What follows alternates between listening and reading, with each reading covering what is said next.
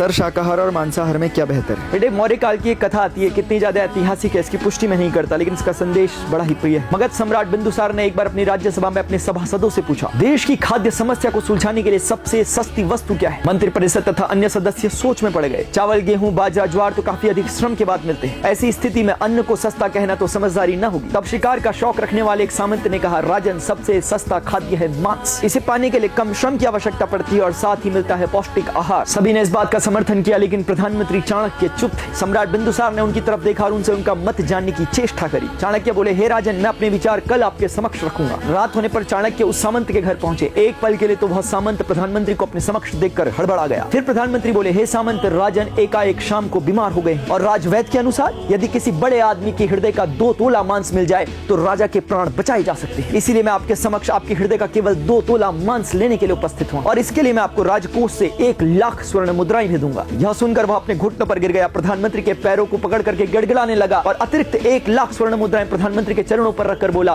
कृपया कर आप किसी अन्य सामंत के 2 तोले हृदय का मांस इससे खरीद ले। इसी प्रकार प्रधानमंत्री पूरी रात बारी बारी से प्रत्येक सामंत से मिले, लेकिन स्वाभाविक रूप से किसी के भी 2 तोले हृदय का मांस उन्हें न मिल पाया। अभी तो बदले में किसी सामंत ने 1, 2 तो किसी ने 5 लाख स्वर्ण मुद्राएं दी। इस प्रकार लगभग 2 करोड़ स्वर्ण मुद्राओं का संग्रह कर अगले दिन सूर्योदय के समय राजा के समक्ष चाणक्य प्रकट हुए। सम्राट ने पूछा, यह सब क्या है आचार्य? प्रधानमंत्री बोले, हे राजन, यह केवल 2 तोला मांस खरीदने के लिए इकट्ठी की गई धनराशि है और विडंबना तो यह है कि यह भी अपर्याप्त है। अब आप स्वयं ही विचार करें कि मांस कितना सस्ता है। हे राजन, जीवन अमूल्य है। हम ये न भूलें, जिस प्रकार हमें अपना जीवन प्यारा है उसी प्रकार से जगत के प्रत्येक प्राणी को अपने जीवन से प्यार है। लेकिन फर्क इतना है कि वह अपनी और अपनों की हत्या का मुकदमा दर्ज नहीं कर सकता और मनुष्य अपने प्राण बचाने के लिए हर प्रकार के संभव प्रयास करता है। साम, दाम, दंड, भेद, हर नीति का प्रयोग करता है। पशु बोल नहीं सकते, अपनी व्यथा को हमें बता नहीं सकते, तो क्या यह कारण पर्याप्त है उनकी हत्या कर देने का? अब मैं आपसे पूछता हूँ, यदि उस जीव को जीवन देने की क्षमता आप में नहीं तो उसके जीवन को छीनने का अधिकार आपको किसने दिया?